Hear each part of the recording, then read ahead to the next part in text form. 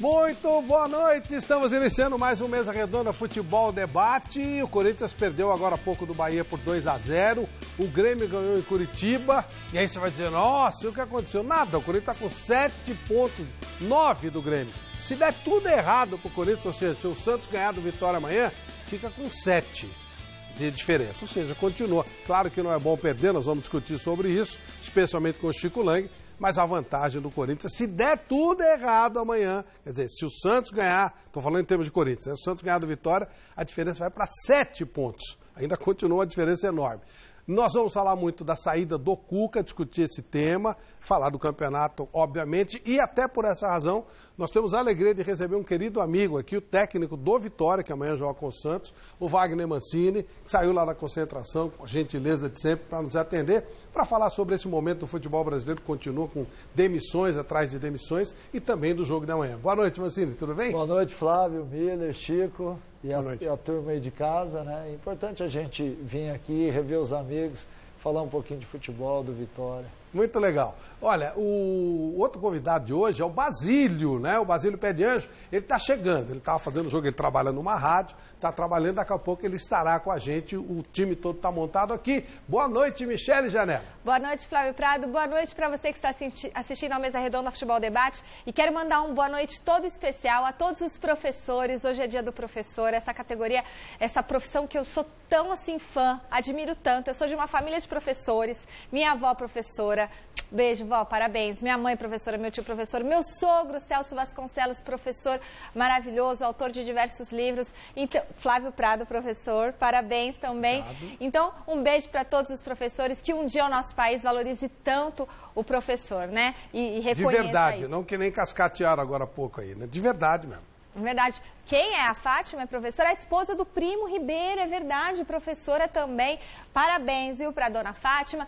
E vamos começar o Mesa Redonda de hoje convidando você que está em casa, você que é professor, pode mandar uma foto da sua sala de aula, dos seus alunos. E você pode mandar uma foto também, você assistindo o programa com a sua família, para o nosso WhatsApp. Ó, facinho, né? Você tira a foto e manda pra gente agora, 99479-1633. Vou repetir, 99479-1633 e faça perguntas, faça vídeos com perguntas para os nossos convidados que a gente coloca no ar aqui no Gazeta Esportiva e também no canal do torcedor do site gazetesportiva.com.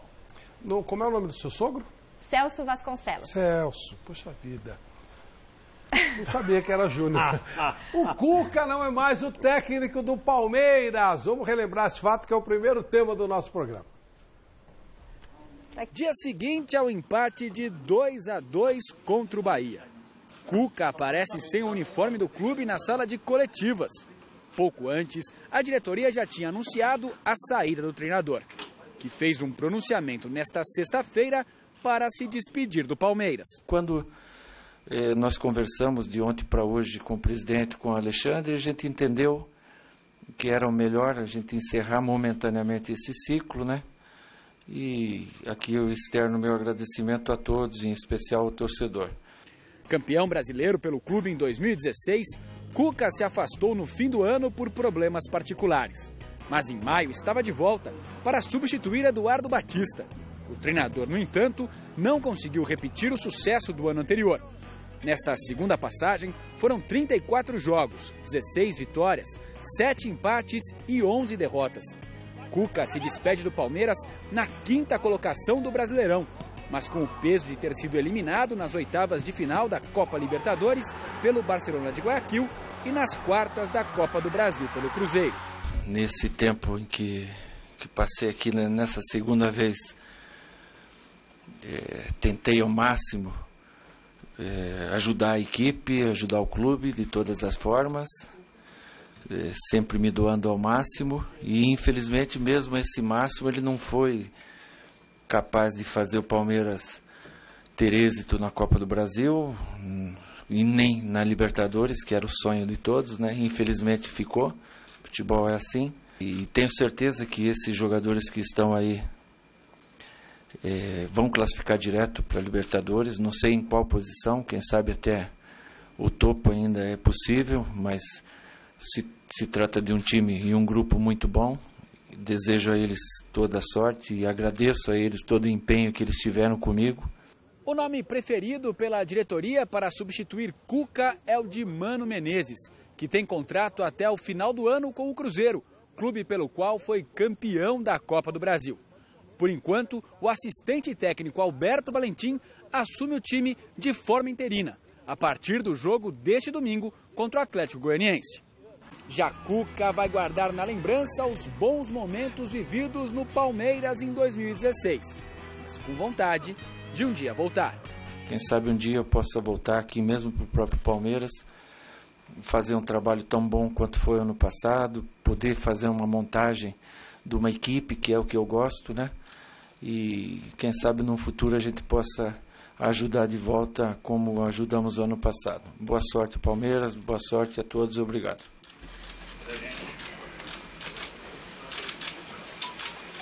E o presidente Maurício Gagliotti também se manifestou sobre o tema. Vamos ver o que disse o presidente palmeirense. Um dia depois do anúncio da demissão do técnico Cuca, na mesma sala em que o treinador fez o pronunciamento de despedida do Palmeiras, o presidente do clube, Maurício Gagliotti, concedeu uma entrevista coletiva para esclarecimentos. Depois do jogo contra o Bahia, o representante do Cuca nos procurou, dizendo que o Cuca estava hoje já desgastado, estava muito próximo do seu limite, e nós conversamos um pouco sobre isso. No nosso entendimento, a situação é muito parecida, então, em comum acordo, nós decidimos pelo encerramento do ciclo, sempre respeitando demais o profissional, respeitando o atleta que foi e agora o treinador vencedor. O desgaste de Cuca, segundo o presidente, foi causado principalmente pela falta de resultados, mas outros fatores também pesaram na saída do treinador. O fator principal do desgaste do treinador é o resultado. Quando a gente não tem resultado e a pressão num time grande, com investimento, com totais condições, ela é ainda maior. E tem uma posição que o representante do Cuca nos passou ontem, que é uma situação familiar importante e que também potencializou para que nós tivéssemos essa conversa. Se o nome de Mano Menezes vem sendo especulado por aí, o presidente Maurício Gagliotti desconversa, evita falar de novo treinador. No momento, pelo menos no discurso, o único nome que é unanimidade por aqui é o de Alberto Valentim. Sobre outros treinadores, outros nomes, nós vamos tratar no momento certo. O técnico do Palmeiras é Alberto Valentim. O Alberto é o técnico do Palmeiras. Até qualquer outra informação que eu passe aos senhores, o técnico do Palmeiras é o Alberto Valentim. Outro nome bastante citado na coletiva foi o do atacante Roger Guedes, que foi barrado e nem viajou para o duelo contra o Atlético Goianiense. O jogador que na última quinta-feira cometeu o pênalti que originou o gol de empate do Bahia contra o Verdão tem sido cobrado por atletas e diretoria pela postura apresentada nos treinamentos. O Roger teve uma situação de vestiário muito comum e vai passar por um período de reciclagem, vai passar por um período de treinamentos e, enfim, no momento certo ele vai estar já com o grupo. Polêmicas habituais no Palmeiras de 2017, que apesar do elenco caro e das inúmeras contratações, vai terminando a temporada longe dos principais objetivos. Que não foi um ano bom, né? A gente investiu, nós fizemos um planejamento e num clube como o Palmeiras, com a nossa envergadura, com o nosso poder de investimento, com a nossa estrutura, quando você não tem títulos, não é um ano positivo. Agora, veja bem, nós estamos entre os 5 primeiros. Um ano do Palmeiras que não é bom, nós estamos entre os 5 primeiros. Então, essa é a ideia do quanto o Palmeiras e aonde o Palmeiras quer chegar.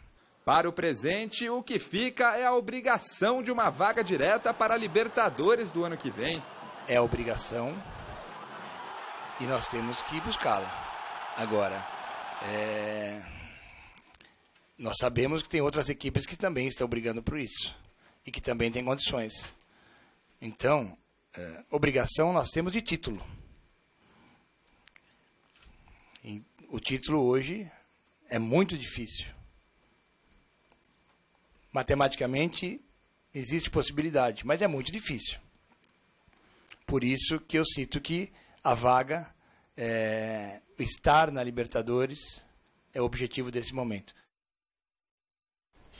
Bom, o Palmeiras ganhou hoje, daqui a pouquinho nós vamos mostrar os lances desse jogo, discutir um pouquinho desse jogo, mas eu quero discutir a tese. Wagner Mancini é responsável por uma associação importante que visa deixar uma coisa linear. O clube como o Palmeiras, o presidente Gagliotti disse que planejou e tal, mas é o terceiro técnico do Palmeiras. Nós estamos no mês de outubro. E aí, Mancini, como é que faz isso? Não vai mudar nunca, o futebol brasileiro não tem jeito? Olha, Flávio, a gente lamenta, né, porque o Cuca, há menos de um ano atrás, ele levantou uma taça no Palmeiras que era desejada aí por muito tempo, né, e infelizmente a gente vê a saída dele com muita tristeza. Eu acho que a saída do Cuca, ela se estende a todos os outros técnicos que já saíram dessa forma também ao longo do ano, né, ele apenas está sendo citado.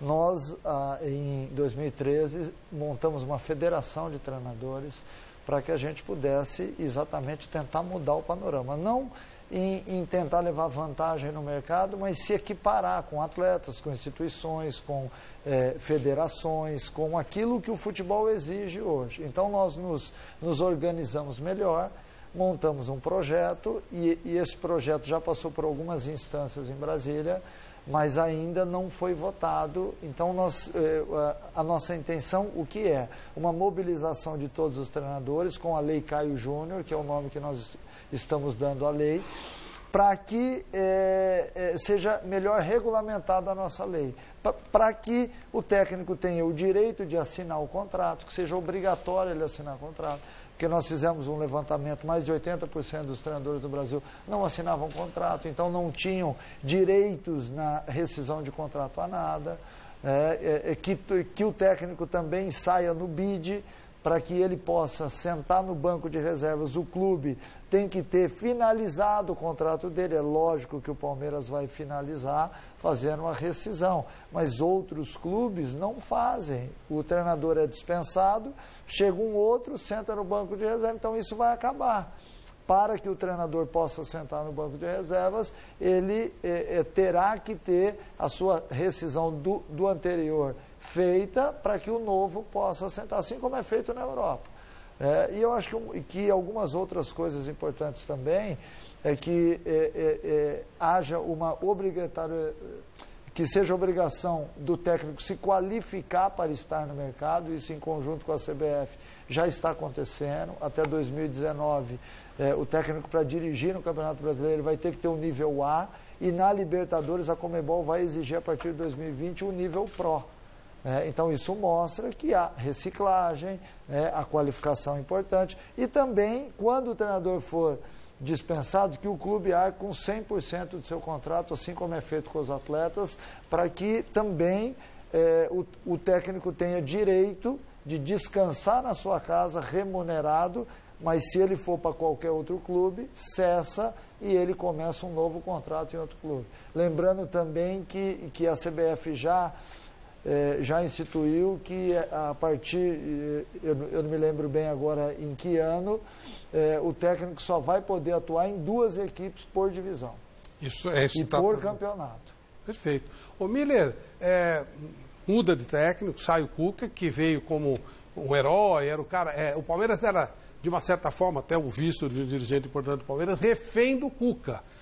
No momento que o Eduardo Batista fazia um bom trabalho, começou a vacilar um pouquinho, já começou, tem que trazer o Cuca. Ou seja, atrapalhou o trabalho do Eduardo porque havia a imagem do Cuca. E o Cuca não tem nada com isso, estou só citando o que aconteceu. E aí o Cuca também vai embora. Resolve alguma coisa isso? Boa noite, Flávio. Eu acho que não. O Palmeiras a diretoria começou a errar A partir do momento que eles dispensaram o Eduardo Batista, como você bem disse, vinha fazendo um bom trabalho no Palmeiras e o time tinha padrão de jogo. O time jogava diferente do Cuca. Então a gente pode fazer um paralelo nesses 3 treinadores. O Cuca, que chegou no meio do campeonato praticamente, o Mancini no Vitória, que pegou o time também arrebentado lá embaixo, e o Dorival Júnior. Desses 3, se você for ver bem, quem mais tem resultado positivo é o Mancini. Quando chegou, teve 5 vitórias consecutivas. O Dorival Júnior até hoje não deu um padrão de jogo para a equipe de São Paulo e tampouco o Cuca deu um padrão de jogo para o Palmeiras. O time do Palmeiras, todo jogo mudava a escalação, colocava de lateral o Roger Guedes, pelo amor de Deus, quer dizer. Então acho que os erros não só da diretoria, mas também do Cuca, né? Importante dizer que o Eduardo Batista vinha fazendo um grande trabalho, foi embora prematuramente e trouxeram o Cuca, o grande campeão do ano passado, mas o futebol ele é momento, o futebol não é passado. Ele veio pelo sucesso do passado, mas no presente, como ele disse, o desgaste dos resultados negativos fizeram com que o Cuca pedisse demissão. Então acho que isso foi um tiro no pé da diretoria. A diretoria demonstrou uma fragilidade e um erro aí, de ter trazido o Cuca no momento errado e ter dispensado o Eduardo Batista também no momento errado.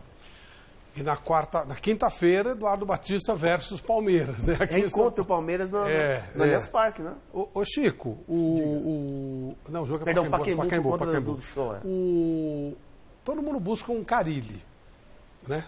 O Mano Menezes e tal, mas será que só o Alberto Valentim ganhou agora o primeiro jogo?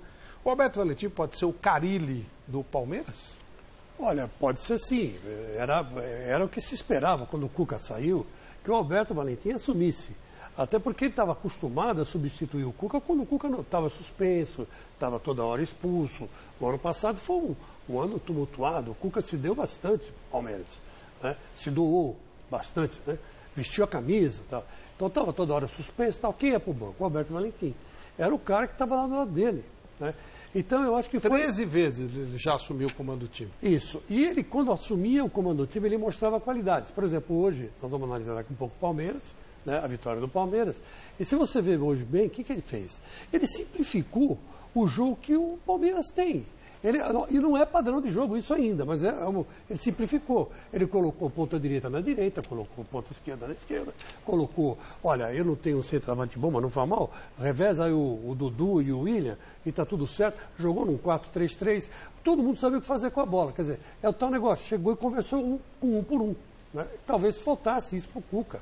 O Cuca chegou com uma carga muito pesada, né? Que é a carga de conquistar a Libertadores. No mínimo, Libertadores e até pensar em ganhar do Real Madrid na final do Mundial. O negócio já chegou, né? Eu me lembro, conversando com conselheiros do Palmeiras, por incrível que pareça, são meus amigos de infância, tem muitos lá, e um deles falou assim, não, esse ano aqui nós vamos ganhar tudo.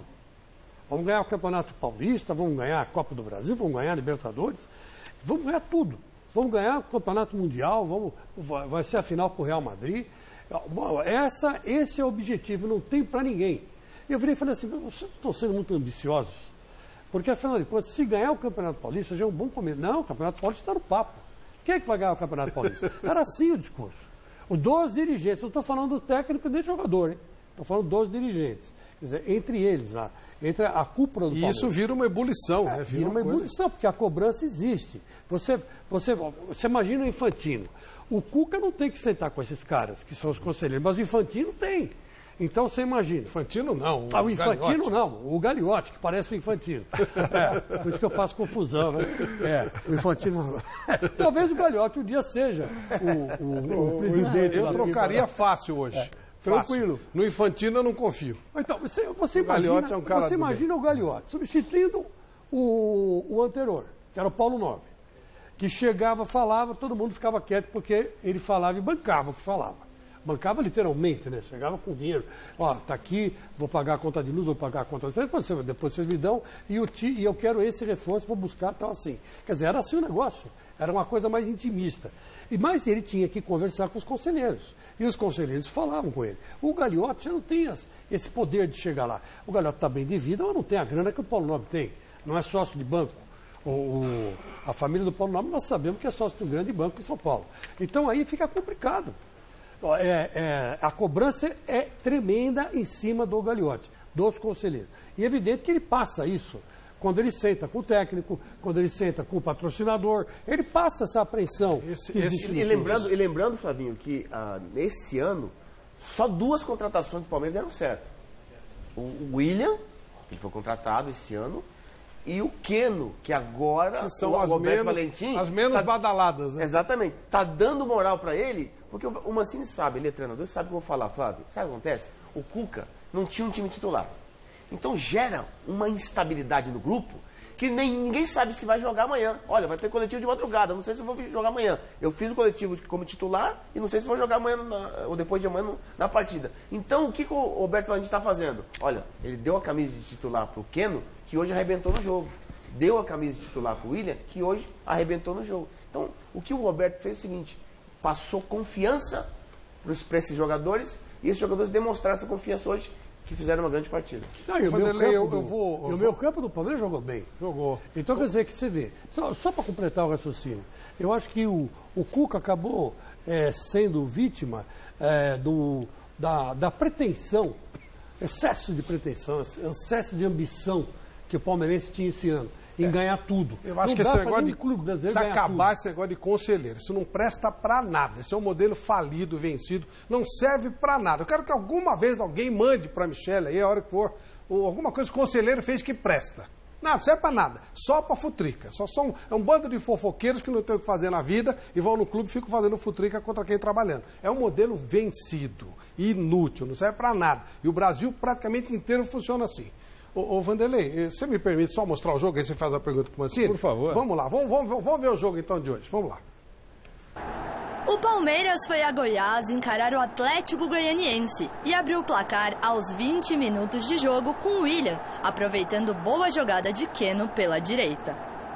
Ainda no primeiro tempo, mais uma bela jogada de Keno pela direita e dessa vez Moisés recebeu com açúcar para fazer o segundo do Verdão. E Keno foi mesmo o garçom da tarde em Goiânia.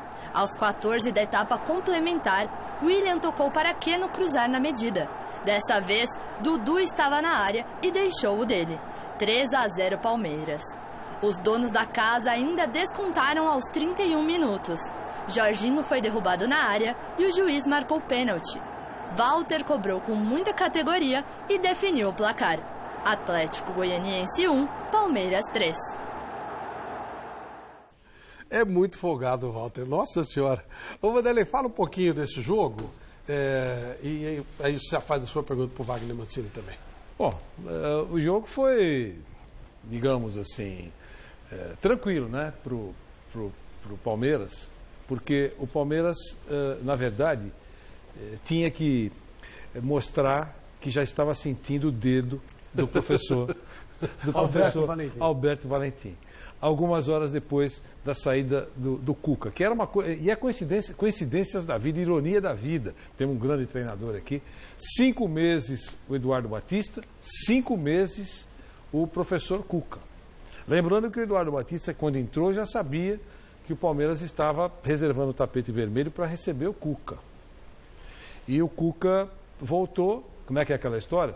Se você foi feliz, não volte. Minha avó falava isso, não volte para o lugar onde você foi feliz. Falei isso para o Carlos Alberto Parreira, o Chico também para o Parreira na Copa do Mundo. Você foi feliz, não inventa, não procura sarna para se coçar. Acabou tendo que ler a carta da Dona Lúcia. Dona Lúcia, que surgiu até a Dona Lúcia naquela história toda. Cara maravilhoso desse, né? Maravilhoso. Adora, mas de qualquer maneira foi uma vitória importante. Quem olha para trás vira estátua de sal. Como já diria o episódio bíblico Sodoma e Gomorra. Aliás, o Miller é mais especialista que eu. A esposa de Ló, não é? Virou para trás, virou estátua de sal. Então é isso aí. É melhor não olhar para trás. Num determinado momento, o Palmeiras estava em terceiro lugar na classificação, que era legal, mas terminou em quarto lugar nessa noite. Bacana, tomara que dê certo, a gente torce. Eu gostei muito do que o Keno fez. O inferno no jogo, o Keno. Foi muito legal. Mas chamar de Mané Keno já me pareceu um pouco de exagero. Isso também lembrando do Mané Garrincha, eu achei já um pouco de exagero. Mas que ele foi muito bem. Ei, Miller Keno não, aí já é demais. Mas que ele foi aí muito já bem. Exagero. Olha, você pediu para fazer uma pergunta para o porque o Mancini teve a gentileza de sair da concentração, vindo de atender, ele vai embora um pouquinho mais cedo. Muito oportuna a presença dele aqui. Eu estava para conversar com o Mancini um tempão, né? A gente falou muito naquele momento em que ele assumiu a Chapecoense, foi um momento importante para ele, para a cidade, para o time. Para o mundo, né? Ele reconstruiu, na verdade, fez um trabalho de reconstrução, foi buscar os jogadores lá, muitos morreram, contatou todos eles para tentar formar uma nova equipe, enfim, foi um negócio muito bacana. E eu não entendi bem o motivo da sua saída e não consegui falar com você antes. Então eu queria que você aproveitasse, eu acho que muita gente que está nos assistindo também não sabe. Eu também assino embaixo, então, não entendi porque você saiu. Eu queria saber, há muitas versões, e eu sei que você conhece todas. Sim. Eu queria que você falasse sobre isso.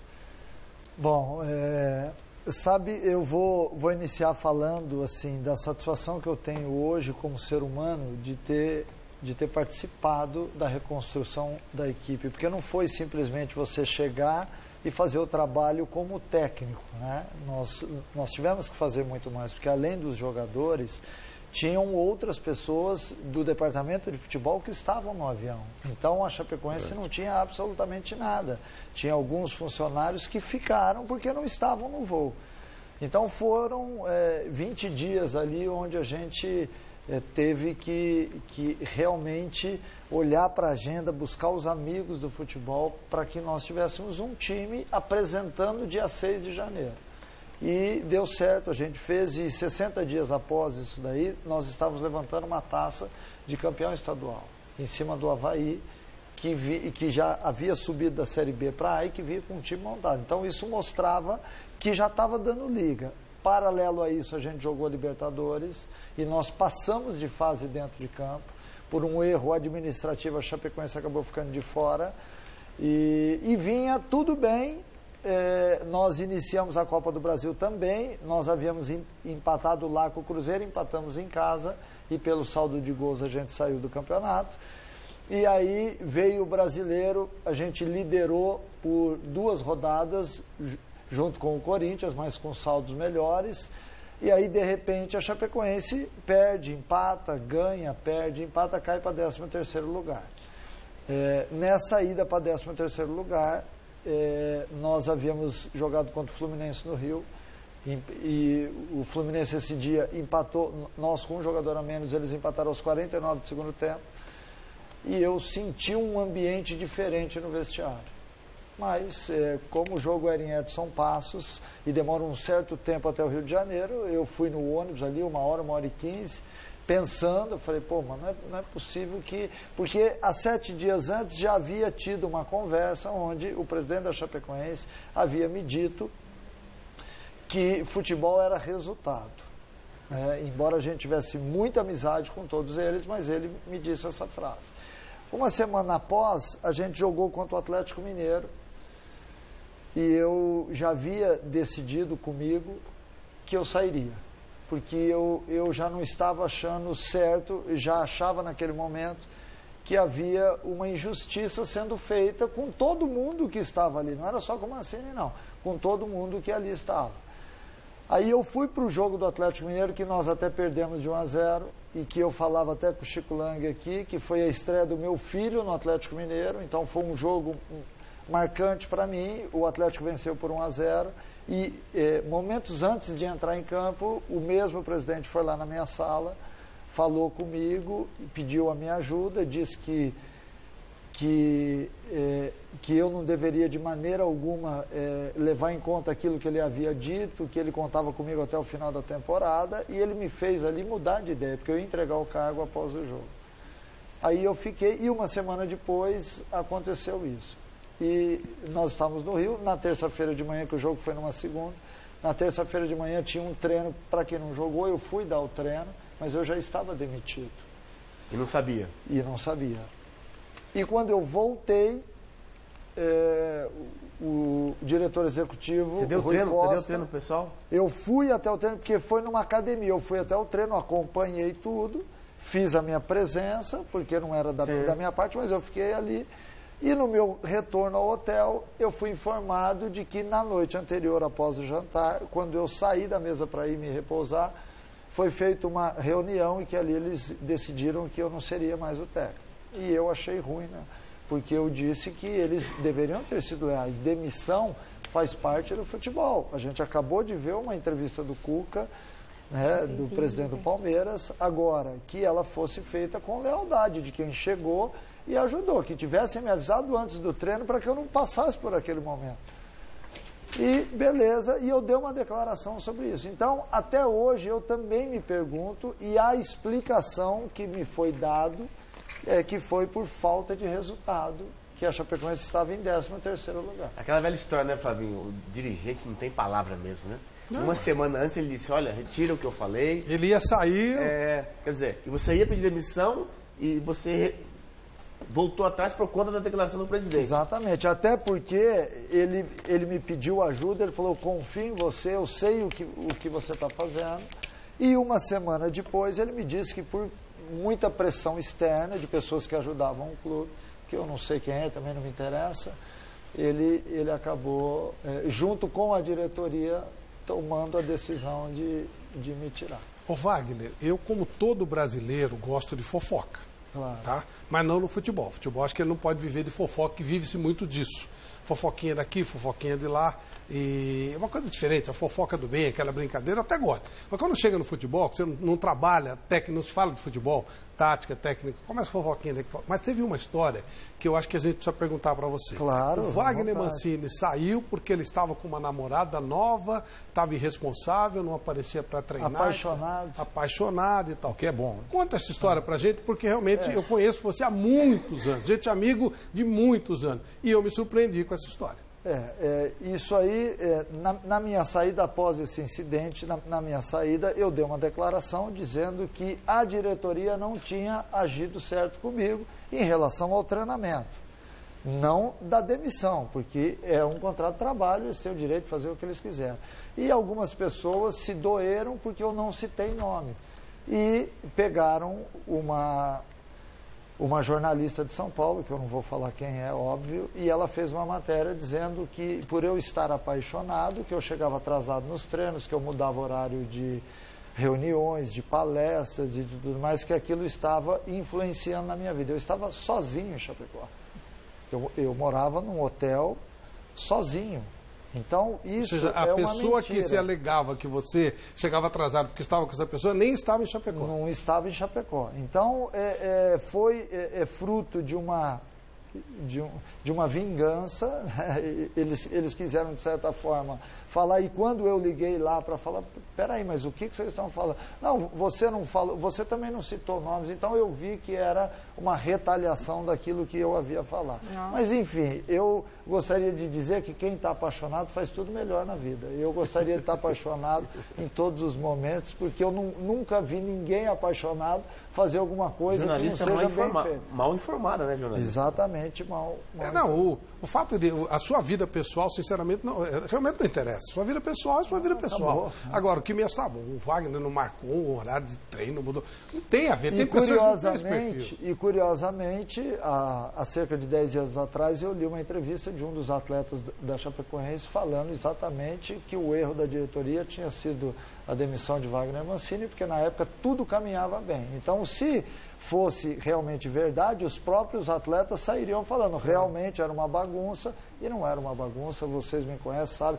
eu estou há muito tempo no futebol e eu jamais viria aqui botar minha cara e falar uma coisa que não fosse verdadeira. Sem dúvida, sem dúvida. Bom, vamos... o Basílio chegou. Olá, grande Basílio, tudo bem? Boa noite, Mancini. Boa noite, parabéns Basílio. Pelo trabalho. Obrigado. Aí. Dando uma reviravolta total, né? Isso aí. Mas não podia ter começado com a gente, né? Podia ser diferente. Mas estava no caminho.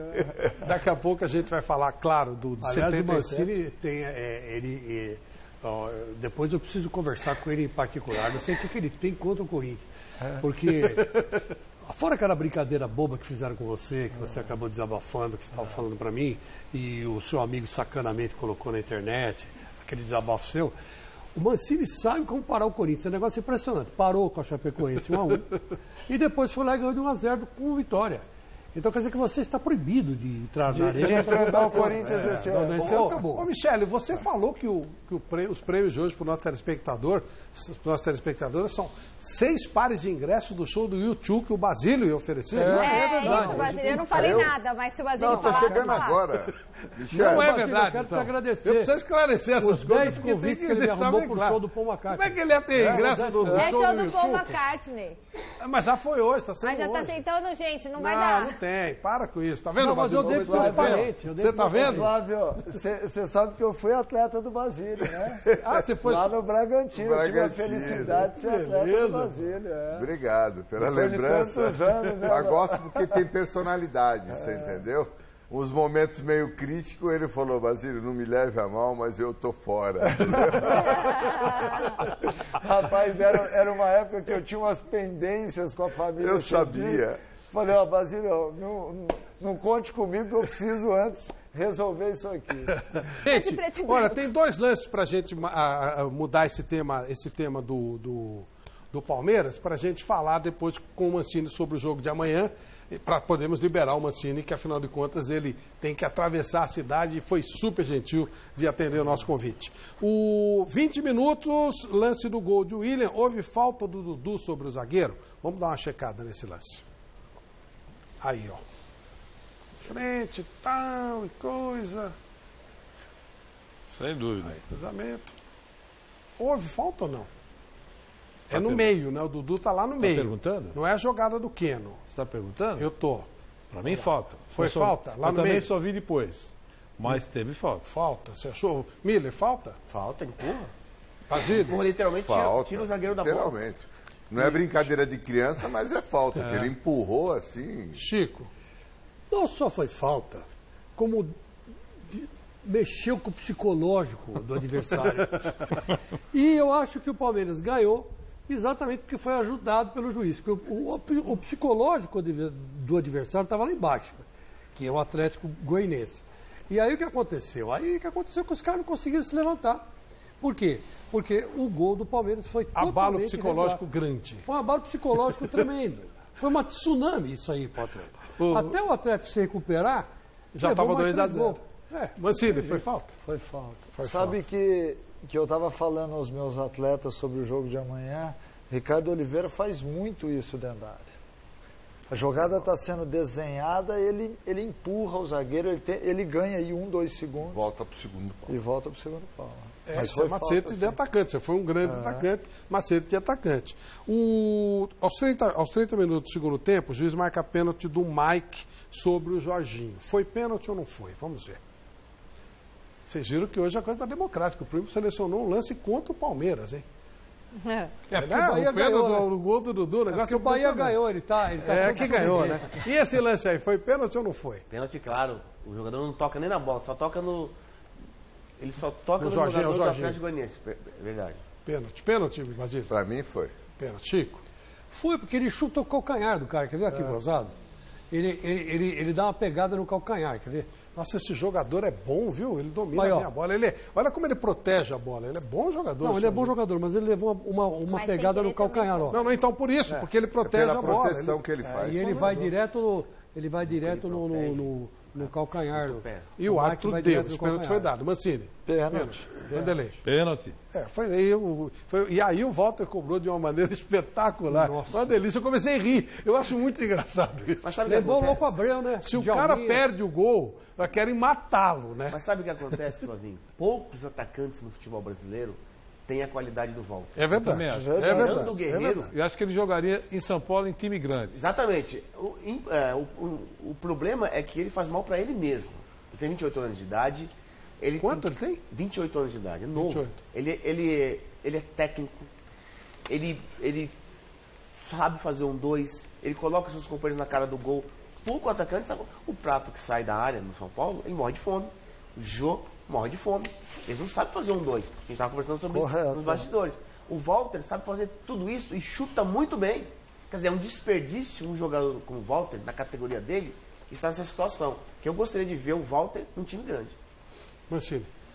E você sabe que ele foi meu atleta no Cruzeiro em 2011, né? Ele tem uma qualidade assustadora. assustador. Ele finalizando, dificilmente você vê alguém batendo na bola.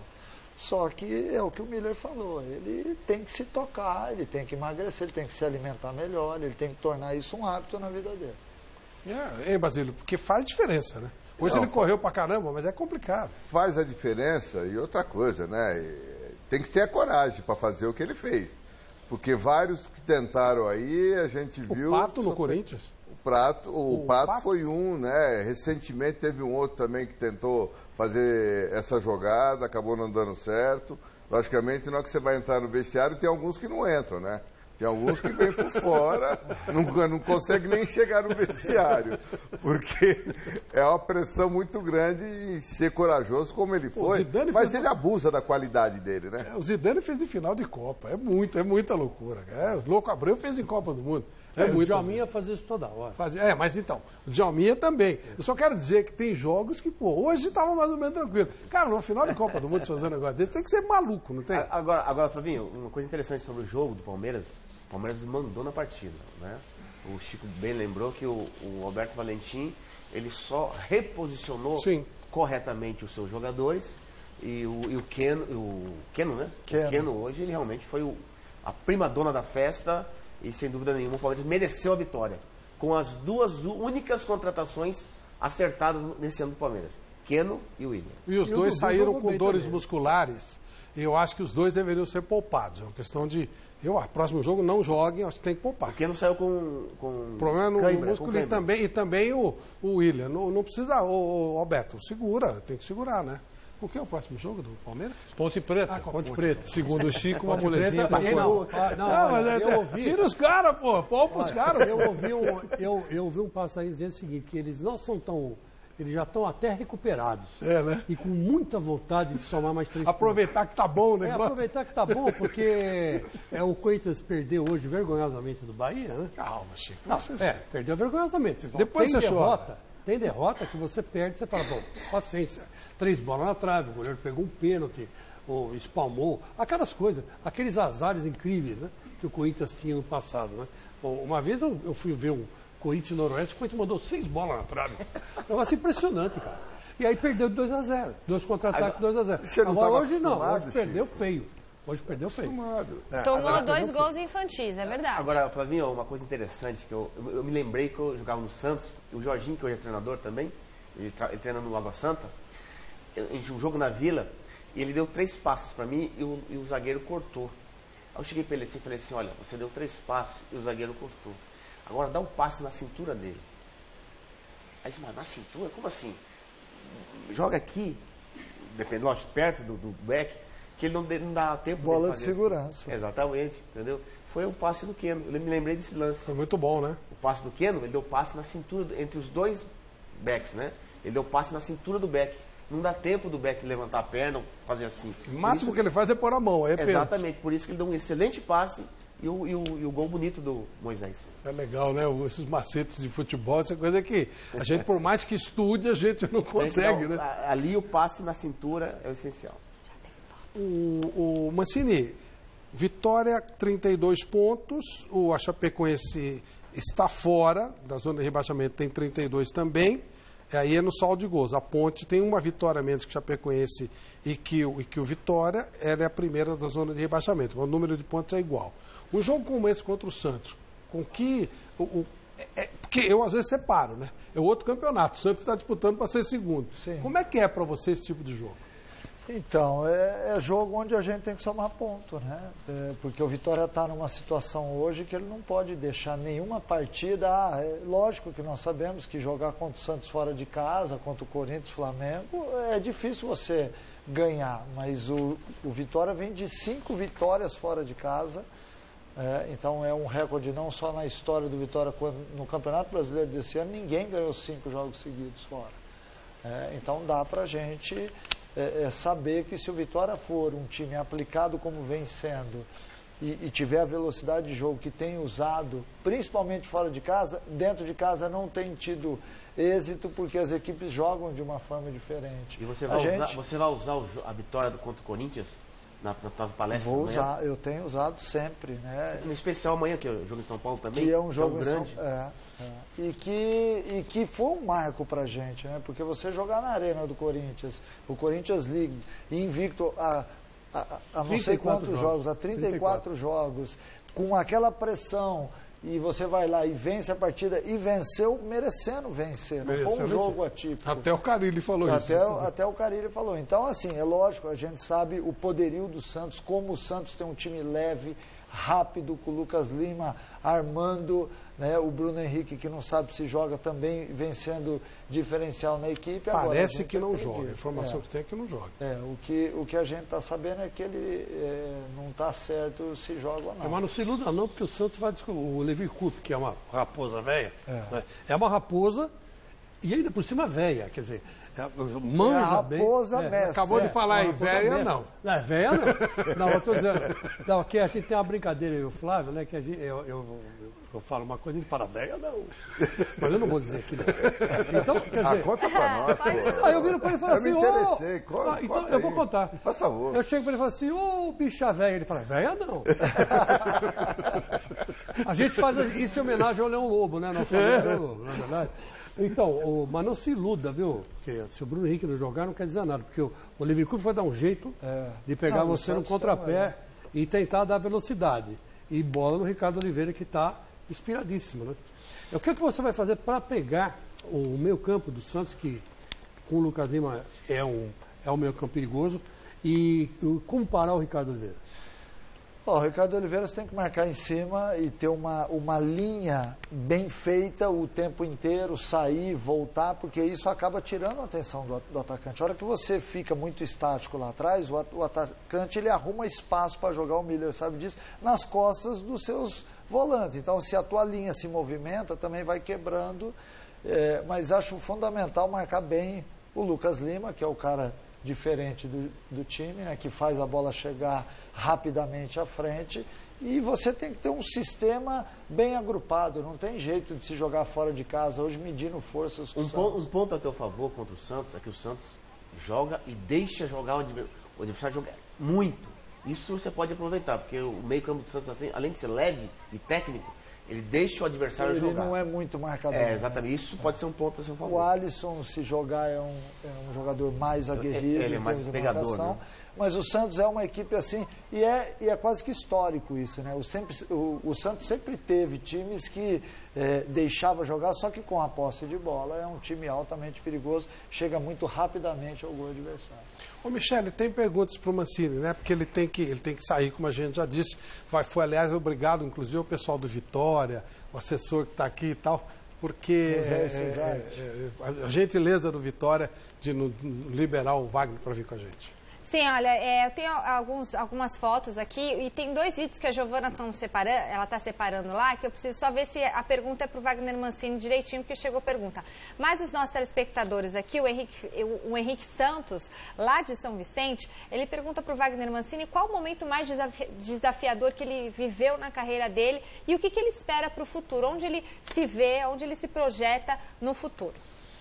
Eu me projeto em melhorar, em evoluir, em estar lá na ponta daqui a um tempo, que eu acho que é o que todo mundo pensa, né? E o momento mais difícil da minha carreira, eu acho que foi exatamente essa minha ida lá para o Vitória, o momento assim de maior dificuldade, porque o Vitória, nós já estávamos no término do primeiro turno, já tinham sido jogados 16 jogos e o Vitória tinha apenas 12 pontos. Então eu sabia que seria uma situação totalmente complicada, né, com riscos. O Vitória vivia também, naquele momento, uma dificuldade política muito grande, com a saída de uma diretoria, a entrada de outra. Então, acho que foi o maior desafio até agora. Eu pensei que você ia falar que era a Chapecoense. Então, mas a Chapecoense ela teve também um outro ingrediente do lado humano. Então, de certa forma, foi uma coisa atípica do não foi só o trabalho com bola. Não foi só o trabalho com bola, né? Legal. Ô Wagner, você tem mais lá, Michele já vai nos colocar com mais perguntas. Você é um cara que gosta de estudar futebol, você fez um giro pela Europa há pouco tempo. Você tem planos de trabalhar como treinador na Europa?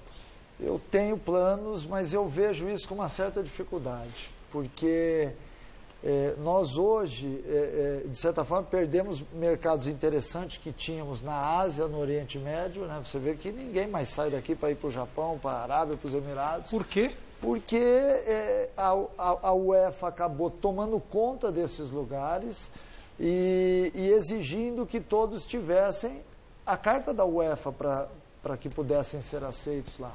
Então, nós aqui no Brasil, através ainda da nossa Federação de Treinadores, a gente está tentando junto à CBF e à Conmebol para que o nosso curso também seja aceito no exterior.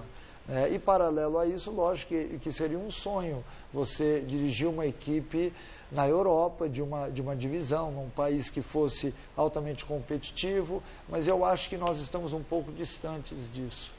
Acho porque o futebol brasileiro ele não é tão assistido do jeito que nós achamos que é na Europa. Então, a distância ainda é um pouco grande. Esse é um ponto que tem que ser considerado. Quem não é visto, não é lembrado. Não é lembrado. E aí, Michele?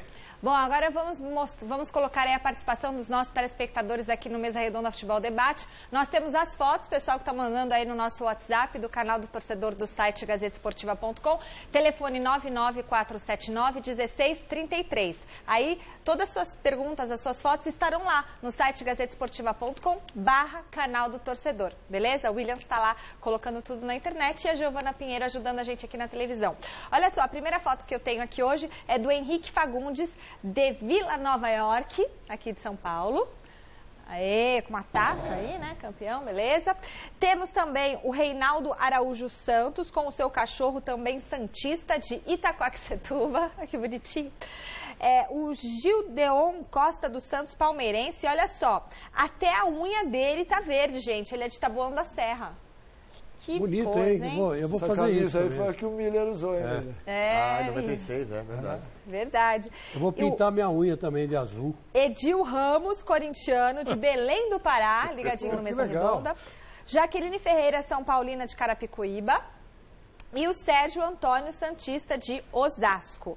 E agora nós temos uma pergunta para o Wagner Mancini. A pergunta é do Djalma Fontes, de Santo André.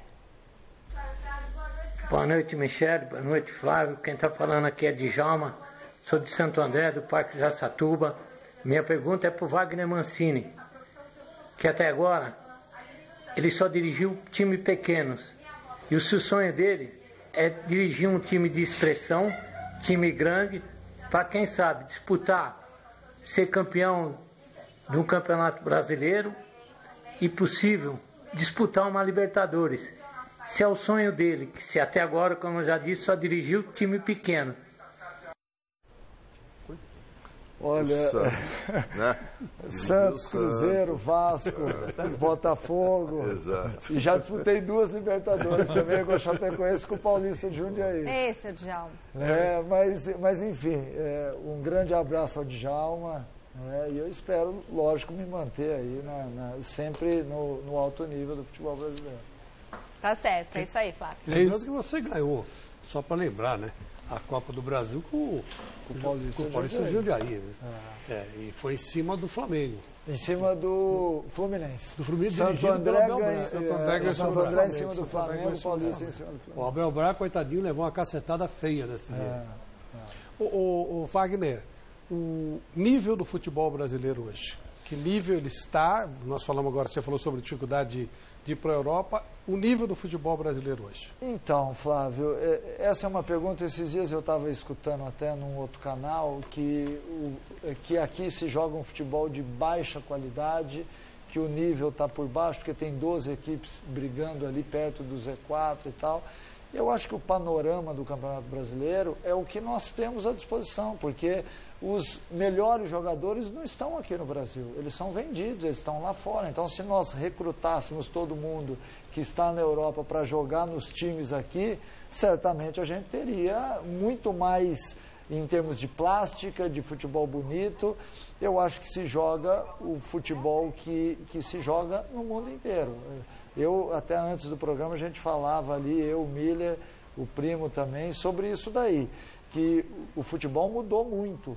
Hoje é parte tática, é correria, é você montar uma estratégia de jogo, você não entra em campo mais para sabendo que até o segundo tempo você vai ser superior fisicamente e vai fazer 2, 3 gols, né? Hoje nós tivemos o exemplo do jogo do Bahia e Corinthians. Então, fisicamente, as equipes estão niveladas e o que eu tenho visto não é nem ruim e nem excelente. Eu acho que nós estamos num bom nível, tanto é que a nossa seleção brasileira ela foi a primeira a se classificar para a Copa do Mundo, com jogadores, lógico, que jogam fora do país, mas com um técnico que só dirigiu os times aqui dentro do Brasil. Então nós temos também que parar e pensar nisso. Wanderlei Nogueira? Aproveitando o Mancini, vários jogadores que nós todos entrevistamos aqui, na Jovem Pan, em todos os lugares, que foram para o exterior, todos eles reconheceram que aprenderam taticamente quando saíram do Brasil. Como é que você ouve isso e como é que você encara isso? Eu acho que até uma década atrás, e até um pouco menos, a gente vivia isso sim. Eu, nessa minha saída, nesse giro que eu dei lá na Europa, falei com vários atletas e com vários técnicos também, e além disso, além da parte tática, e o Miller pode falar bem disso, porque também jogou lá fora, a velocidade do jogo era muito diferente do nosso, né? Hoje, aqui no Brasil, nós temos campos que chegam perto daquilo que é jogado na Europa, mas a velocidade da bola, do jogo, lá ninguém segura a bola, dá dois passes de lado, olha o jogo, pisa, volta, porque o calor está muito forte. Lá não existe isso. Então o jogo é realmente jogado, né? A parte tática, hoje no Brasil, já tem muita gente muito bom no olho tático do jogo, na estratégia, mas que a gente tinha até pouco tempo atrás uma diferença muito grande, tinha sim, hoje já não. Hoje, aquilo que é feito lá fora também é feito aqui. Existem alguns técnicos aqui que estão andando em igualdade de condições com aquilo que é feito no mundo inteiro. Vamos lá, Michele, para liberar o Wagner? Podemos chamar, João Batista? Já pode chamar? Então, beleza. Agora nós temos mais uma pergunta para o Wagner Mancini, do Eduardo Gomes, da Lapa. E a explicação... Olá, pessoal do Mesa Redonda, boa noite. Boa noite, Chico Lang. Corinthians hoje jogou mal, hein? Queria fazer uma pergunta pro Mancini. Mancini, e agora? O jogo que você vai ter aqui em São Paulo, você sabe contra quem? Você vai ganhar ou vai perder? Será? Estou contando com você, hein? Não vai entregar o jogo para o Santos passar na frente da gente, não, hein? Um abraço. Bom, mas ele foi sincero, né? Um abraço. Demais. Nós vamos fazer... Amanhã a torcida inteira do Corinthians está com você, cara. Vitória vai... Eu já vou sair daqui, já vou te dar um abraço e para passar... Basílio, por favor. Vitória. Dá uma passada... Você dá uma inspirada, estica a mão, dá uma... É porque o Basílio tem essas coisas mesmo. O Basílio tem mesmo. Então, eu vou falar uma coisa pra você. Mancini, que nós somos Vitória desde criança. Deixa ele Rapaz, se for por energia, o Vitória vai estar bem. Mas Nossa Senhora da Penha. Não, 35 milhões de cara com a mão assim.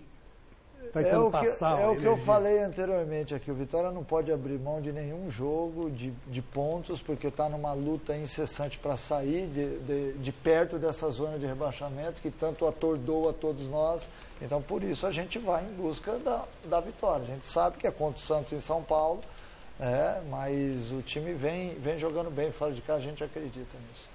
Wagner Mancini, obrigado por atender nosso convite. É sempre legal te encontrar, você é sempre muito gentil e atendeu esse convite. A gente sabe que é muito complicado deixar a delegação, mas sabemos também que há um carinho mútuo especial. Foi muito legal te receber aqui. Muito obrigado. Obrigado, Flávio, aos amigos aqui. É muito bacana a gente vir aqui nesse ambiente que é tão legal de se falar de futebol, de se escutar também e aprender, né?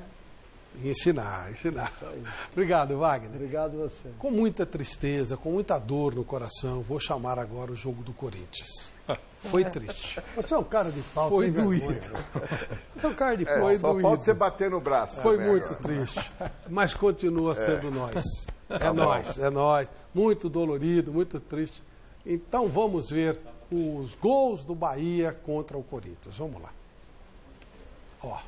Primeiro lance. Chico, me ajuda nessa parada aí, vai. Vamos lá. Bola lançada. O Fagner tá com a bola, ele recupera e tenta sair jogando. Aí o Vinícius dá um toque, né? O rapaz que o Fagner tirou a bola, dá um toque para trás, o Vinícius entra batendo. Dá uma cacetada, chuta em cima do Cássio, mas a bola com muita velocidade, o Cássio também não teve como pegar. Parecido com o Júnior Tavares do São Paulo. O Fagner protege, está 100% com a bola, ele protege, acha que está inteiro na bola, o jogador do Bahia dá um bico nela e deixa o seu companheiro na cara do Cássio. 1-0 no primeiro tempo. No segundo tempo, o segundo gol do Bahia, que eu já estava aqui e não vi. Você viu, Chico, esse gol? Então, foi uma bola perdida pelo Marquinhos Gabriel no meio campo e o que acontece? Bola perdida, o Bahia recupera e entrega a mão. É que o Cássio foi para o Cássio está no ataque, né? Foi pro no cabeceio com a bola parada. Ah, tá. O Cássio estava lá na frente para ajudar. Que aqui a gente já estava preparado para entrar no programa, não deu para ver, não. Não, que o juiz, aí isso já foi desconto, como é que chama isso aí? Como é que é esse negócio? O negócio da pegada na favela, como é que é esse negócio? O youtuber lá. Como é que é? Tá vendo? O Marquinhos Gabriel, em vez de usar, errou, né? Do Cássio. Ele deu a bola curta e o jogador do Bahia intercedeu, o Regis, né? E faz o passe. E o cara entra de bola e tudo. Né? Acho que é pose da favela, alguma coisa assim. Flávio, se eu sou treinador, já que não tenho paciência com um jogador ruim, mas eu perguntar pro Cássio assim, mas por que você foi lá na área cabecear? Pô, não é decisão de Copa do Mundo, não é decisão de... Pelo amor de Deus, pô.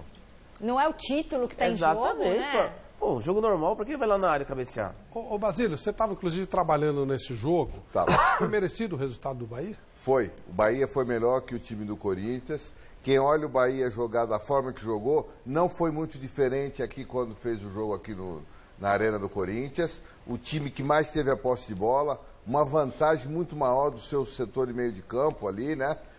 Trabalhando, envolvendo todos os instantes a equipe do Corinthians. O Corinthians, eu acredito que pecou muito em dar espaço para que o Bahia trabalhasse essa bola. E nesse espaço, todo instante, o Corinthians acabou sendo envolvido, né? E o Corinthians, quando tinha essa bola, ele não tinha força para o contra-ataque. E é aquilo como ele falou, né?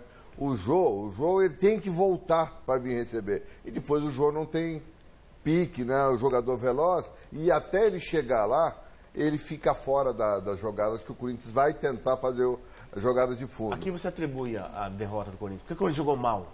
O que você acha? Nos seus próprios erros, né? Nos seus próprios erros, de marcação principalmente. Taticamente, achei o time do Bahia superior à equipe do Corinthians. O Corinthians pecou muito. A bola que ele teve a grande chance foi uma jogada do lado direito, onde o Romero faz o cruzamento. O Jô cabeceia, e é gozado. O Jô é acostumado a cabecear forte na bola. Ele cabeceia para o chão e essa bola toca na perna do Jean e acaba tirando. Foi a única jogada de perigo que o Corinthians teve na primeira etapa. Ô Vanderlei, eu estava ouvindo rapidamente a Jovem Pan e o Vampeta dizendo que o Paulo César Carpegiani estava dando um nó tático no Caribe, foi isso? Não, não falou isso. Ele não falou isso, mas ele disse que, exatamente na linha do que o Basílio acabou de dizer, o Miller, o Chico, que o Bahia jogou direitinho. Que não era para estar nessa situação dramática. Tem times jogando pior do que o Bahia e que estão numa situação mais confortável na tabela, né? Então, foi nessa linha. Agora, o Corinthians tem algumas dificuldades que a gente pode falar. O Arana, por exemplo, não está sendo o Arana. Sim, né? Depois da contusão. Não está sendo o Arana. O Jadson não está sendo o Jadson que a torcida estava querendo. O Rodriguinho não está sendo o Rodriguinho que estava jogando muito bem. Então, eu acho que tudo isso dificulta, sem dúvida, né? Mas o Corinthians tem uma larga vantagem, embora já no retrovisor do Corinthians apareça o Grêmio. Né? Sim. O Grêmio já está no retrovisor. Se a coisa não andar bem, coisa... O Grêmio são 9 pontos, né? Não, mas se o Santos ganhar amanhã, ele fica 7. Aí o Vanderlei fica 7. É isso que eu estou dizendo. Virou e vai ficar só perder um ponto. Porque ele estava com 8, mas vai ficar com 7. É importante a gente destacar que lógico. No retrovisor está o Grêmio. Flávio, Flávio, o que tem que se dizer, a gente não pode nunca perder o fio da meada. A gente tem que falar em cima do que a gente está vendo. O primeiro gol que o Corinthians tomou foi um exagero, um excesso de confiança do seu Fagner. Não é a primeira vez que isso acontece. No segundo gol, como lembrou o Miller e a Michele, lembrou, como lembraram o Miller e a Michele, vamos falar o português certo, né? Botar o verbo na pessoa certa. Que é o seguinte, o que o Cássio foi fazer lá? Não tinha o que fazer, não é? Decisão não é nada. Então o Corinthians podia ter saído hoje lá da Fonte Nova com um empate, porque tomou 2 gols, porque falharam 2 jogadores importantes no esquema. O Fagner quis dar um drible a mais, em vez de se livrar da bola, acabou dando o gol feito para o Bahia. E depois o Cássio, não tinha nada que ir lá na área, tem 500 caras lá, fica lá no gol. Não, desceu para fazer o gol, a bola não chegou nele, o cara recuperou a bola e aí foi o caos. Agora, no segundo tempo, o Corinthians podia ter aberto a contagem no chute do Michael.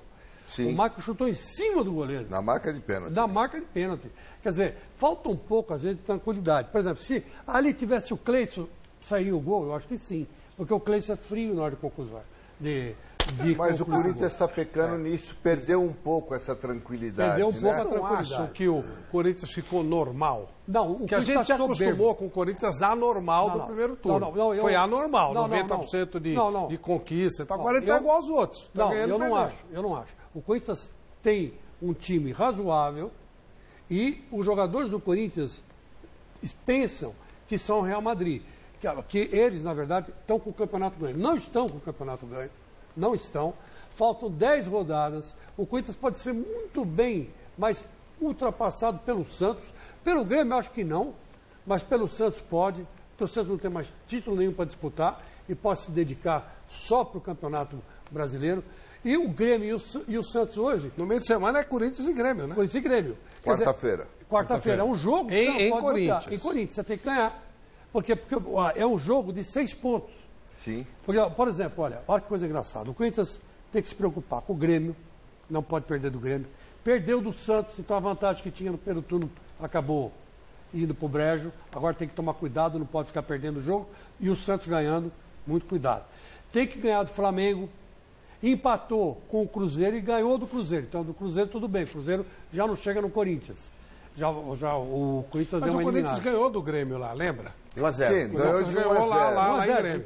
Então tem que que o Chico quer lembrar 100%. Que a sequência dos jogos do Corinthians agora é muito complicada. São complicados. A do Santos ele ainda pega alguma coisa. O Corinthians tem Grêmio. Botafogo. Tem uma telinha aí, João? Vamos colocar? Aí a gente já vê isso aí. O Grêmio, agora quarta-feira. Depois sábado é o Botafogo. Vamos lá, mostra aí, ó. Os jogos do Corinthians. Segunda-feira. Grêmio, depois Botafogo em Botafogo. 2 jogos fora de casa. 2 jogos fora. Corinthians e Palmeiras e Atlético Paranaense. Corinthians e Atlético Paranaense. Não, sequência ruim, hein? Ponte Preta é tranquilo. Por isso que a gente tá falando. Sim. Pô, tá desesperado, tá com a faca no pescoço, pô. A do Santos é diferente da do Corinthians. Vamos ver a do Santos, então. Vamos ver, vamos botar a tabelinha do Santos aí. Ó, esporte em esporte. Tem amanhã o Vitória, né? Vitória. Atlético Goianiense em Santos. São Paulo, aqui em São Paulo, vai ser no Pacaembu. É o clássico. 4 jogos em casa. Atlético Paranaense. 4 jogos em casa. É verdade. E vai. Que raio de tabela é essa do Santos? O Santos só joga em casa? 4 jogos em casa. É porque São Paulo e Santos. É Pacaembu. Em casa. Pacaembu. Nossa. Perdão, é neutro, né?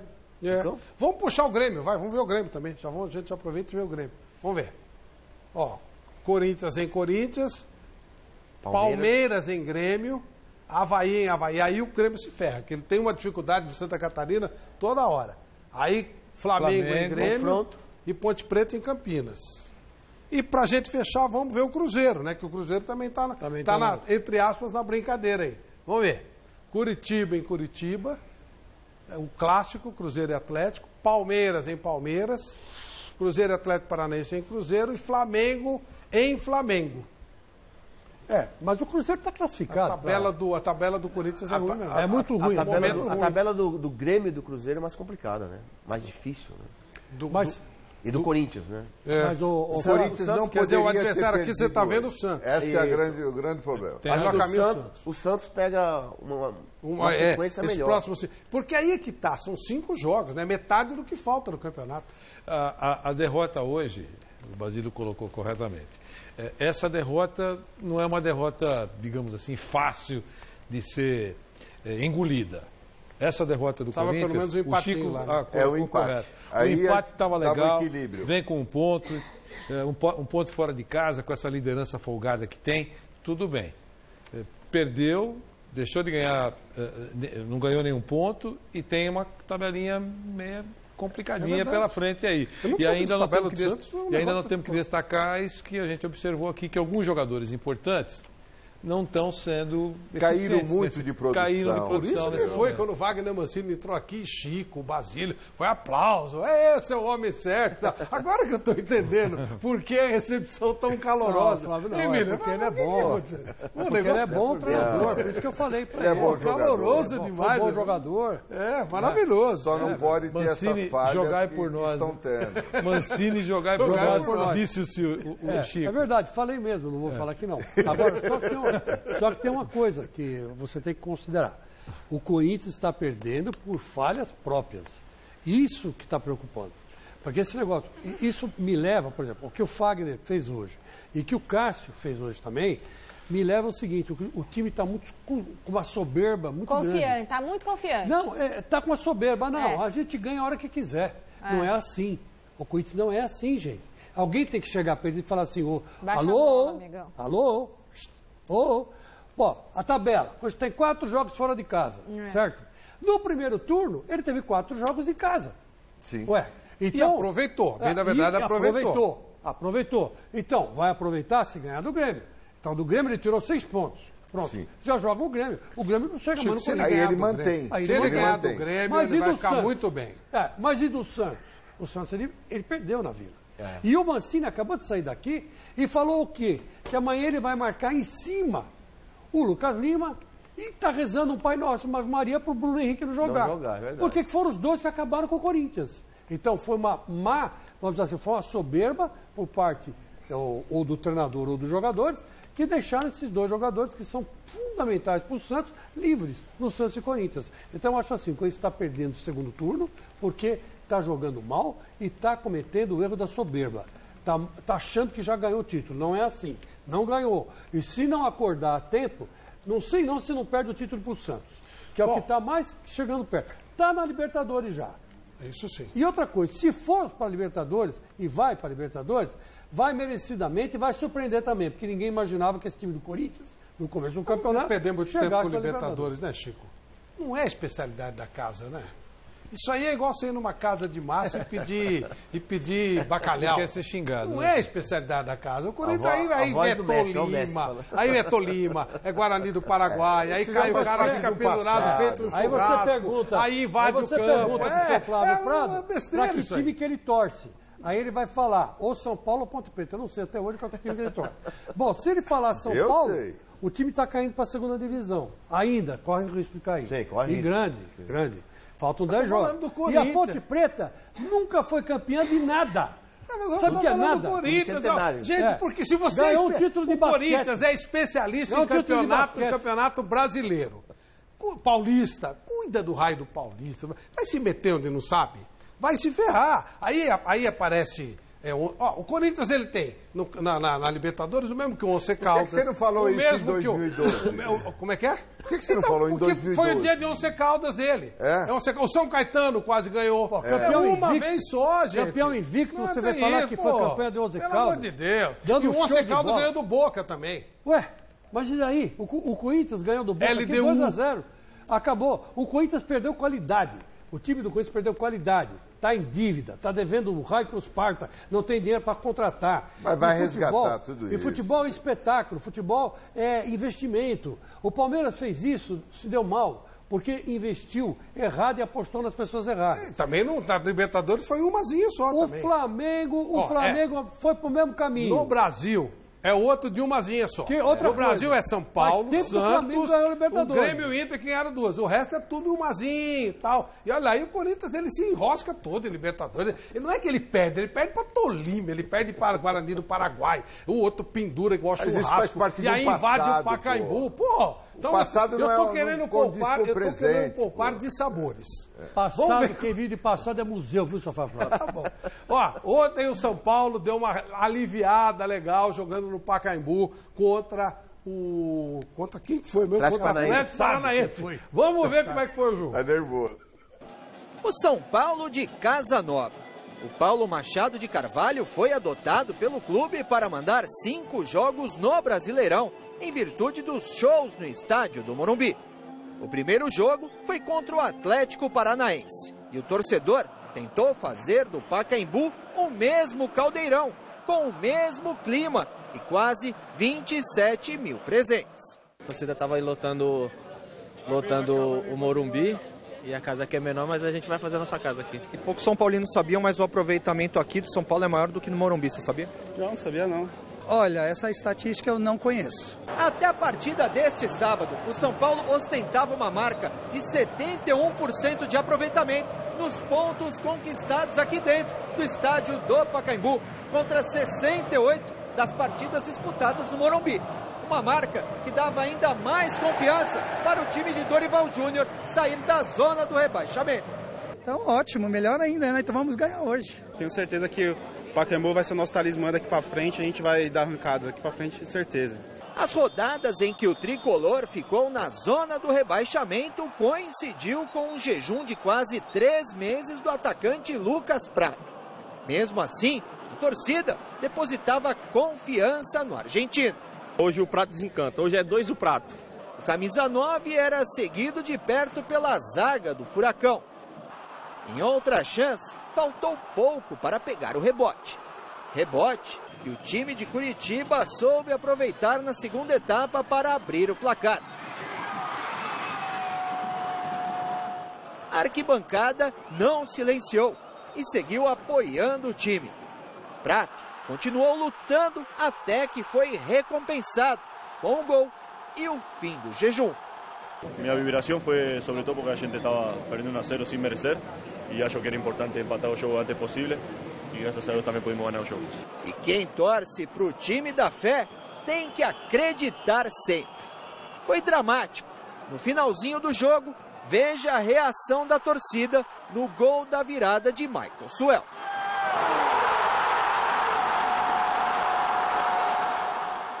E essa reportagem só poderia terminar desta maneira, com a torcida cantando feliz o hino do clube.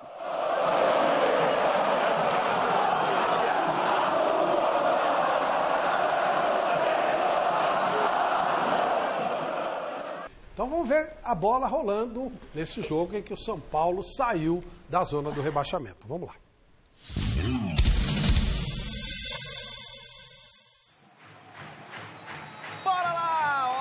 Show para você ligado na tela da Gazeta. Hoje tem Brasileirão. É a 28ª rodada e aqui no Pacaembu jogam São Paulo e Atlético Paranaense.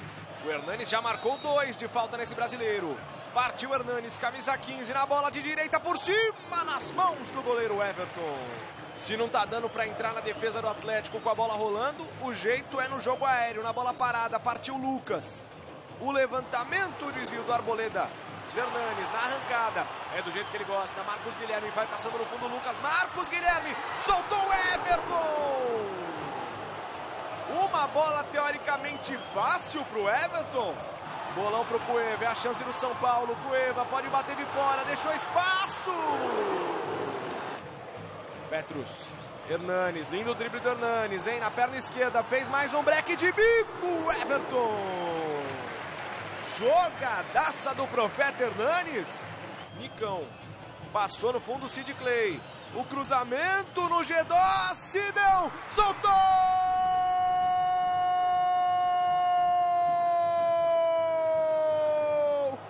Do Atlético Paranaense. Com direito a dancinha e tudo. No primeiro lance, o Sidão fez uma excelente defesa no cabeceio do G2. Mas na sobra o Douglas Coutinho manda para o fundo das redes. Paulo Petrus no Marcos Guilherme, Lucas Prato girou, leva para o fundo, Lucas Prato por cima do gol. E vai para a cobrança o Profeta Hernanes, de perna direita, o levantamento na área, subiu de cabeça, tá viva o Everton! Foi buscar o goleiro do Atlético Paranaense. Tem espaço para avançar o Cueva, vai para cima na defesa do Atlético. Cueva, no fundo, Lucas Prato! Gol!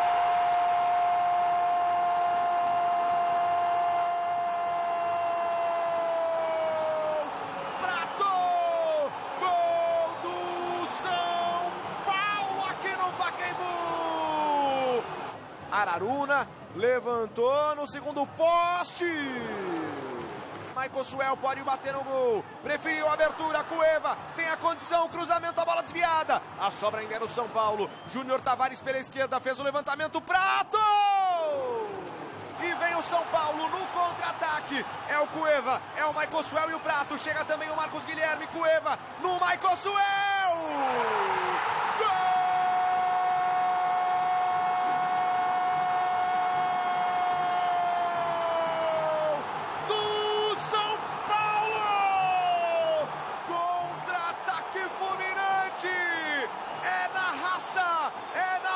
De vontade, Cueva dá um lindo passe pro Michael Suel, que vai pra galera. Aí a bola com o Petrus, ele segura. São os instantes finais do jogo. Petrus. E apita Marcelo de Lima Henrique, vibra a torcida São Paulina. Virou sim senhor. São Paulo 2, Atlético Paranaense 1 aqui no Pacaembu. Eles abriram o placar e aí o time, nós tivemos que aumentar a nossa capacidade de criar e arriscar as jogadas e conseguimos encontrar duas boas jogadas e finalizar e ganhar conseguir os 3 pontos. Eu acho que foi importantíssima essa vitória porque a gente dê sequência no nosso processo de luta por essa saída do rebaixamento. A gente iba perdiendo 5 o 10 minutos segundo tiempo cuando no merecía. Eles prácticamente no tinham chutado gol. Mas o futebol é assim, A verdade é que muitas vezes acho que o 70-30% do jogo que nós merecimos ganhar, não conseguíamos ganhar e eles com um contra-ataque ou com alguma jogada de bola parada nos faziam gol. Bueno, hoje começou o segundo tempo assim, mas nós conseguimos virar o jogo com muita personalidade. Nunca esperei tanto para um momento quanto esse. Estou muito feliz, muito contente pelo trabalho. Todo mundo sabe o que a gente vem passando, o que a gente vem trabalhando. E acho que é por merecimento esse gol. Deus tem feito coisas maravilhosas na minha vida e hoje ele provou mais uma vez que ele é Deus. Foi uma partida assim completa em todos os aspectos, porque nós tivemos um pouco de tudo dentro do jogo. O que eu fico satisfeito é que eu vi pela primeira vez tudo aquilo que está sendo trabalhado, treinado, poder ser desenvolvido dentro de um jogo. E muito feliz pela maneira como os jogadores se comportaram e pela recuperação que tivemos. Prato desencantou, Michael Suel fez o primeiro gol e o Cueva mostrou sua estrela. A zica está saindo? Não, eu acho que aos poucos está, pelo trabalho, pela dedicação, pela entrega, ainda oscilando um pouquinho, o que é natural, mas eu reconheço que a equipe está fazendo de tudo para poder acertar. Os jogadores estão de parabéns pelo que têm alcançado, essa recuperação. Eu não tenho certeza, mas se nós pegarmos aí o segundo turno do São Paulo, é um segundo turno para brigar pelas posições da frente. Depois que eles tiveram um tempo, semanas de treinamentos na virada do turno, eu acho que foram fundamentais para que houvesse um crescimento da equipe. Bom, São Paulo joga quarta-feira com o Fluminense no Rio e recebe o Flamengo domingo em São Paulo. Miller, passou o pior ou ainda é cedo para dizer isso? Não, não passou o pior. Está dentro do pior, tendo resultados positivos, como ontem, né? São Paulo mandou no jogo, o Atlético Paranaense achou um gol através da contribuição do Sidão, que falhou, até ele reconheceu o erro, né, depois do jogo. Mas o São Paulo teve uma dinâmica de jogo muito mais abundante do que o Atlético Paranaense. Procurou o gol, acho que o Cueva ontem, ele não fez mais que obrigação, é isso que o Dorival Júnior quer dele. Ele deu 2 passes, né, pro gol do Prato, depois do Maxwell, que está voltando de bom tempo parado aí de contusão, e demonstrou ter personalidade, ter boa técnica e também ajuda na marcação. Acho que o São Paulo não tem que se preocupar em jogar tecnicamente bem. O São Paulo tem que se preocupar em pontuar, e principalmente nesses jogos confronto. Fluminense lá no Rio é uma outra decisão para o São Paulo. O São Paulo está apenas 2 pontos na zona de rebaixamento. É muito pouco, porque nós temos aí um Z11, um Z13. Então o campeonato ele vai ser muito emocionante até o final da última rodada, lá embaixo da tabela, porque 11 candidatos que estão ameaçados para cair para a segunda divisão. Então acho que o São Paulo ainda está dentro desses ameaçados, porém ontem demonstrou muita personalidade, tomou a iniciativa do jogo desde o começo da partida, e isso foi um ponto positivo. Acho que os jogadores que entraram, em especial o Maxwell, deu assim, um contributo positivo para o Dorival Júnior. Eu acho que é legal você ter peça de reposição na sequência do campeonato.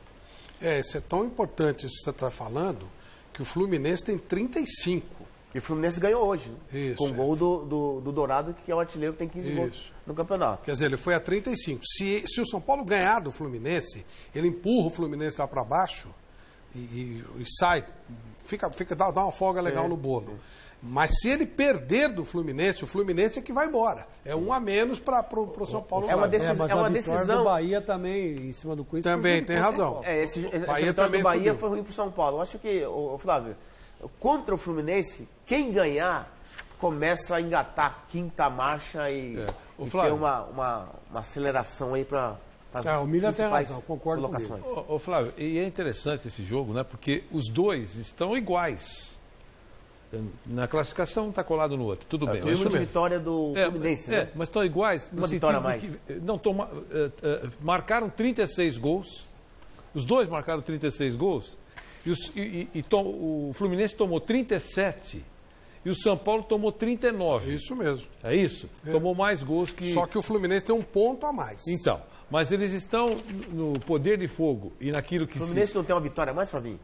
Ele tem um ponto a mais, 35, e tem uma vitória a menos. A menos. Ele tem 8 vitórias, o São Paulo tem 9. Mas ele tem um ponto a mais. Esse jogo é estratégico mesmo, como vocês abordaram, estratégico para os dois. Mas o empate aí não é ruim para o São Paulo. Bom, aí é aquela história. Para o São Paulo, não. É aquela história. Pro Fluminense, empate fora de casa serve. Tá ótimo. Mas é um jogo muito difícil. Mas não alivia, né? Acho é igual esse jogo do Corinthians. A vitória continua apertado. Os dois precisam da vitória. O empate para o Corinthians é bom. Mesmo jogando em casa contra o Grêmio, você não empatar... Não, o Corinthians é bem aceitável. Não, é que é lá em cima da tabela. É o Grêmio, né? Está vivendo uma outra ele tira o Grêmio, ele não deixa o Grêmio encostar. Mas o São Paulo tem que aproveitar, fazer pontos em cima de quem também não está muito bem dentro do campeonato. É o caso do Fluminense. E esse confronto, ele tem que fazer de tudo para ir lá e pegar os 3 pontinhos, que aí sim ele respira e ele sai um pouco desse vulcão que ele está atravessando agora. Sem dúvida. Se ele pegar o lugar do Fluminense, por exemplo, né, dando uma cacetada no Fluminense, já é uma refrescada boa, né? É ruim para quem fica lá embaixo, que o Fluminense aí o São Paulo vencendo, aí pode pensar em Sul-Americana, em G6, porque o Cruzeiro está ali no bolo. Aí o São Paulo pode pensar, essa já é uma segunda etapa. Porque domingo tem o Flamengo, vencer primeiro, para depois começar a pensar Flamengo, que também está no bolo aí. Domingo tem o Flamengo. Bom, gente, 13 de outubro de 1977 foi uma data espetacular. Mudou a vida do Basílio. A minha também, de uma certa forma. A minha, então, Chico Lang sorriu como poucas vezes na vida.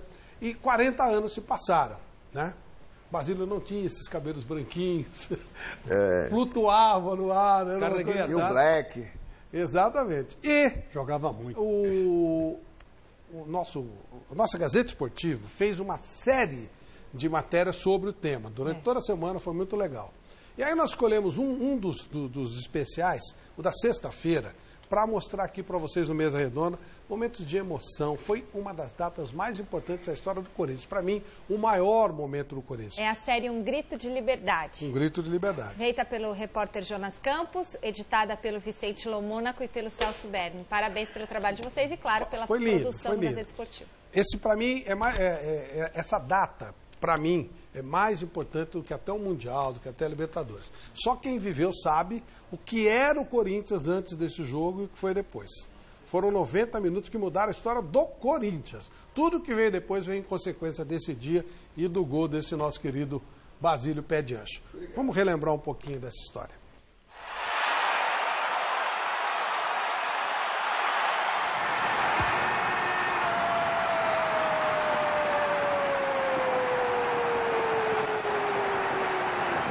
É gol, explodem corações. Ser corintiano é decidir que todo ano a gente vai sofrer. A história de 77 começa aqui, no Paulo Machado de Carvalho, quando no início de 1955 o Corinthians empata com o Palmeiras por 1-1 e conquista o Campeonato Paulista de 54. O último título antes do maior jejum da história do clube. Corinthians, Corinthians, por 100 anos serás o campeão. 22 anos, 8 meses e 7 dias depois, no dia 13 de outubro de 1977, o Timão, enfim, sai da fila. E com o gol histórico de Basílio sobre a Ponte Preta, no terceiro jogo da final do Campeonato Paulista, volta a soltar o grito de campeão. Dessa vez, aqui no Morumbi. Tira dos olhos do povo a lágrima da humilhação. Um grito de liberdade que originou um novo Corinthians, campeão não só do estado, mas do Brasil, da América e do mundo. Um Corinthians que 40 anos depois daquele título de 77, escreve sua história de outro patamar, em outro cenário. Mogi, Guarulhos, Itaquera, tudo vibra Coringão. Ali nasceu um outro Corinthians, né? Até porque logo depois do título de 77 vem os sonhos de grandeza, de se montar uma seleção, de se ter um estádio, que agora é concretizado, mas já há 40 anos o Vicente Mateus relançou o KD Corinthians, conseguiu o terreno em Itaquera, o primeiro a conseguir o terreno em Itaquera foi o Vicente Mateus. Foi uma mudança radical, né? Que a gente saiu de um sofrimento para alegrias. Isso veio no quê? Naquele gol, naquele pé de anjo Salvador, porque o pé de anjo tirou todo aquele peso que tinha em cima das costas do Corinthians, de todos os corintianos. É um divisor de água, né? Sem 77 não teria tido 79 nem a democracia, não teria tido o 90. O Corinthians é um até 77, é outro depois de 90, é outro depois de 2012, mas 77 foi um marco. O Corinthians, depois de 77, ele teve várias gerações, né? Nós tivemos as gerações do comando do Sócrates com a democracia corintiana, quantos ídolos não tiveram com Sócrates nessas conquistas. Aí nós tivemos essa geração de reconhecimento que foi a do Neto, primeiro brasileiro. Em seguida, o Marcelinho, que ganhou tudo aqui, tudo quanto é campeonato, disputando pelo Corinthians. E eu coloco um dos pontos importantes na história também de geração, o Ronaldo Fenômeno. E que golaço! É do Fenômeno na Vila! O desafio mais recentemente da Libertadores, em 2012, o desafio da afirmação internacional. Mas eu acho que não é exagero a gente falar que tudo isso começou lá em 77, na noite em que o Corinthians voltou a ser poderoso. Vai correndo, vai valendo, vira o jogo de repente. Corinthians no meu coração. Essa final, eu acho que despertou em todos os pontos pretanos uma paixão que eu acho que estava meio que adormecida. Na minha vida representa emoção. Emoção, não por aquilo conquistado, nada disso. Emoção pelo grupo formado, pela amizade que tem até hoje. Então isso daí foi o que deixou na ponte. Esse carinho, esse amor.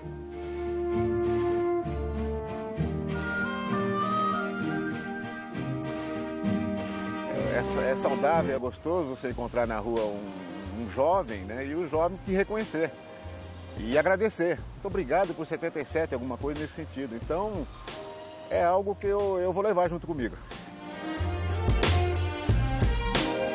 77 para cá foi a libertação que toda essa geração teve de conquista dentro do clube. Sou fiel, sou verdadeiro, o meu clube é brasileiro. Agora tu és campeão. Fala agora, ó Candinha, que o meu time não tem linha e que a defesa não é legal. Quero ver a sua cara, o meu time é joia rara. Corinthians sensacional. Diga, Chico. Olha, o meu querido Flávio Pará, você sabe que esse negócio do Corinthians é muito ligado ao misticismo, muito ligado à paranormalidade, né? E eu estava assistindo esse jogo na casa do seu João, que era tio da minha mulher, junto com a minha primeira mulher, a Sônia, que já faleceu, que Deus a tenha, né? E a Vânia, que é prima dela. E de repente, assim, do nada, estava uma pressão danada, Geraldão mandou na trave, Luciano Coalhada chutou, Carlos pegando tudo. Isso o primeiro tempo. Isso o primeiro tempo. Aí, de repente, levanta a Vânia, do nada, e vira e fala: o Corinthians vai ganhar essa partida por 1-0. Gol aos 37 minutos do segundo tempo. E sentou. De repente, né? A mãe dela era espírita, tal, o pai também. Aí um olhou para o outro, falou, eu falei, amém, fiz uma bênção. E aquela expectativa, e não é que saiu o gol do Basílio, que está aqui do meu lado, aos 37 minutos do segundo tempo, como previu a então minha prima Vânia, que está viva até hoje, né? E ela previu. E até hoje ela não sabe por que ela falou isso. É um negócio impressionante, cara. É claro que a tua vida é uma antes desse gol e outra depois. Você consegue lembrar, em 40 anos, qual foi o momento mais emocionante ligado a esse gol? Não vale a hora do gol. Você falou que você está meio anestesiado, também a ficha caiu depois. Tem alguma cena? A ficha não cai. A ficha, sinceramente, não vai cair. Então, qual foi o que te dá mais emoção quando você lembra desse feito? Alguma coisa, alguém que te encontrou na rua, enfim, o que você lembra? O que foi mais emocionante para você em 40 anos? Olha, o mais emocionante que tem, assim, são os torcedores, né, que eu convivo até hoje, e aonde eu já encontrei alguns que vão beijar meu pé, coisa que te pega muito de surpresa. Beijam o teu pé? Beijam. E eu estava na igreja ali das Almas, aqui em Santana, aí de repente entrou um casal, né, pararam na minha frente, eu cumprimentei, aí ele falou assim, qual é o pé? Aí eu falei, poxa, o pé direito. Aí ele se jogou no meu pé, pegou e beijou. E a mulher dele falou, não, deixa. Por quê? Porque foi uma promessa que ele tinha feito, que quando ele encontrasse o Basílio, ele iria fazer isso daí. E já são vários que eu encontro e fazem isso daí. Várias gerações, né? E eu fico com vergonha, porque te pega tão de surpresa assim, que você tem que levantar a pessoa, dar um abraço. Tem alguns que choram, que nem agora nesse tour que teve do Corinthians, foi feita uma homenagem para mim de um casal que vai colocar também o sobrenome, ou mulher ou homem, de Basílio também na filha. Basílio ou Basília? Então, isso daí é gratificante, me deixa muito emocionado, não só pela conquista, que nem você fala, né? A gente revive tudo aquilo que vocês fizeram essa homenagem para nós, aí retratado durante a semana toda. E eu estendo a todos aqueles que estiveram comigo naquela conquista, e vocês que estão nos vendo aí, com certeza foi uma das coisas marcantes, mas que a gente não tinha dimensão que fosse um dos títulos mais valorizados na história do clube. Ô Flávio, é um detalhe só. Foi feito um levantamento no ano seguinte a essa conquista, em 78, 134 crianças foram batizadas com o nome de Basílio. Todos fazendo 40 anos. Tá vendo? Coisa linda. Gente, final do ano vamos ter uma festa maravilhosa, aquelas festas de fechar quarteirão. Michele vem de vinho e tal. Troféu Mesa Redonda. Esse ano vai ser gravado dia 5 de dezembro. Os melhores dos melhores dos melhores. E no domingo seguinte a gente vai exibir aqui mais uma festa linda, maravilhosa, 14ª edição do Troféu Mesa Redonda. E a Lux Color, maravilhosa, a Baltec, muito querida, estarão com a gente mais uma vez em mais uma edição do Troféu Mesa Redonda, imperdível. E a votação já está aberta, certo, Michel? Redonda.com.br, você vota e escolhe o seu time do Campeonato Brasileiro, os melhores de cada posição, tem o nome de todo mundo lá, é super gostoso, você se sente treinador, escolhe esquema tático, escolhe treinador, escolhe tudo. Você que manda no Troféu Mesa Redonda, tá certo? Ó, nós vamos pro intervalinho, na volta tem a Portuguesa jogando e ganhando. Voltamos já.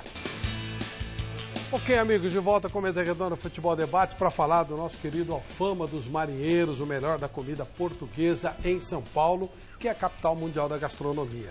Aquele bacalhauzinho maravilhoso, aquele peixe espetacular, aquela saladinha sem igual, doce português, aquele cheiro, aquele sabor, é uma maravilha. Noites maravilhosas, à luz de vela, com shows de fado e para você fechar negócio, para você bater papo, muito legal. Um ambiente delicioso. Anote aí, Pamplona 1285, faça reservas no 11 3884 9203. 3884 9203, Alfama dos Marinheiros para você.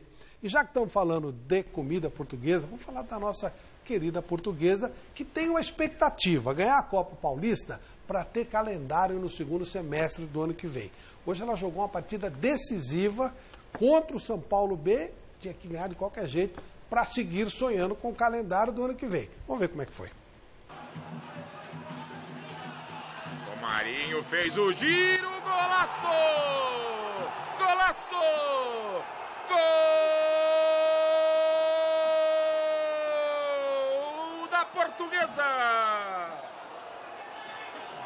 Romarinho, Romarinho, Romarinho, Romarinho na rede!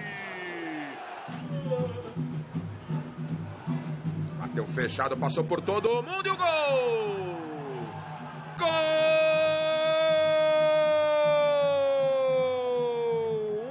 do São Paulo! Hugo Gomes, Hugo Gomes! É na marca de 3:30, segundo tempo.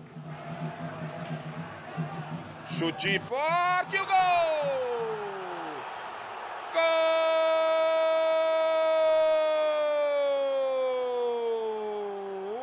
da Portuguesa!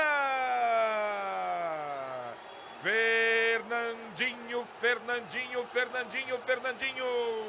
O time do São Paulo, a gente sabe, um sub-23 muito forte, ainda com os meninos do sub-20 que tem uma qualidade grande. A gente sabia que eles iam disputando a vaga, eles e o agente. E aí o jogo foi franco, acho que foi um grande jogo.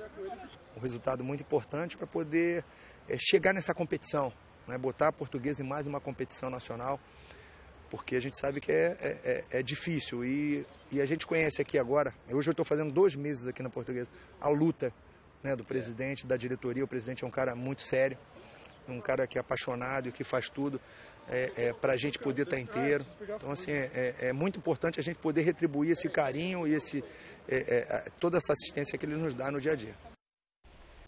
Olha, a Portuguesa vai seguir na Copa, vai jogar contra o Desportivo Brasil. E o nosso lance Lucas Collor de hoje vem exatamente desse jogo. Homenagem para a Portuguesa, gol do Romarinho. Não é aquele, mas é o Romarinho da Portuguesa e que ajudou o time da Portuguesa a seguir sonhando com o calendário no ano que vem, o ano inteiro. Esse lance foi tão bom quanto pintar com Lucas Collor. O nosso lance Lucas Collor de hoje vem desse jogo da Portuguesa contra o São Paulo B. Michele, tem uma história sobre o lance do Cássio, né? Todo mundo está se perguntando o que deu na cabeça do Cássio para subir lá para a área, né? E é o seguinte, primeiro, o Cássio foi autorizado pelo Carille, essa notícia está lá no site gazetesportiva.com, em destaque na manchete, porque o Carille disse que teve um jogo na Arena contra o Atlético Goianiense, que o Cássio queria ir para a área e ele não deixou. E aí hoje o Carille deixou e o Cássio falou que queria ajudar de alguma forma e que é muito difícil questionar a recomposição do time, mas o Carille falou que isso serviu como aprendizado e duvido que ele deixe isso acontecer novamente. Está no gazetesportiva.com, pode conferir. Legal. Basílio, obrigado por nos visitar. Parabéns mais uma vez por aquele jogo maravilhoso. Boa noite, Chico. Boa noite, Vanderlei. Boa noite, Miller. Até amanhã, Michele, com o nosso Gazeta Esportiva às 6 da tarde. Um abraço. Tchau. Tchau. Beijo.